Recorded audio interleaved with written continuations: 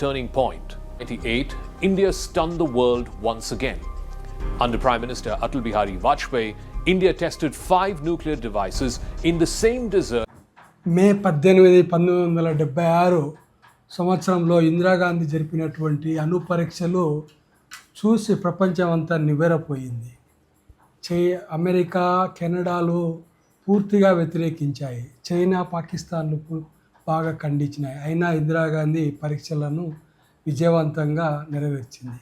దానికి ముఖ్యంగా సహాయం చేసిన వాళ్ళు రాజా రామన్న, హోమీ సేత్నా, బిడి నాగ్ చౌదరి అండ్ అబ్దుల్ కలాం అనే 4 శాస్త్రవేత్తల సహకారంతో ఇందిరాగాంధీ పోఖ్రాన్ పరీక్షలను విజయవంతంగా నిర్వర్తించింది. సరిగ్గా 22 సంవత్సరాల తర్వాత, అంటే మే 11, మే 13 2 రోజులు జరిపింది. 1998 మే 11 మరియు మే 13, 1998 వాజ్పేయి గారి ఆధ్వర్యంలో మళ్ళీ పోఖ్రాన్లో మళ్ళీ అణు పరీక్షలు విజయవంతంగా చేశాము.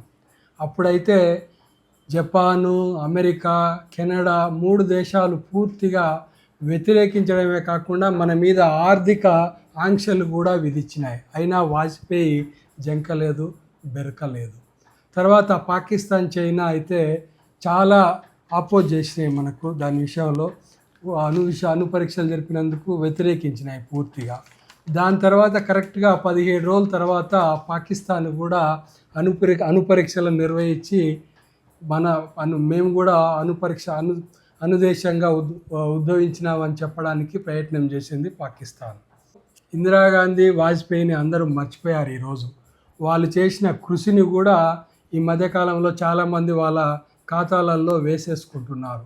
మేమే మా భారతదేశాన్ని మొత్తం అభివృద్ధి చేశామని చెప్పుకుంటూ గొప్పలు చెప్పుకుంటున్నారు.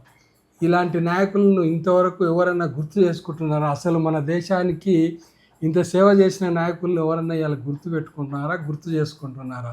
ఇప్పుడు అంతా మేమే చేసుకున్నాం, మేమే చేసామని చెప్పుకునే నాయకులే ఎక్కువైనారు ఈ ప్రపంచంలో ఇప్పుడు.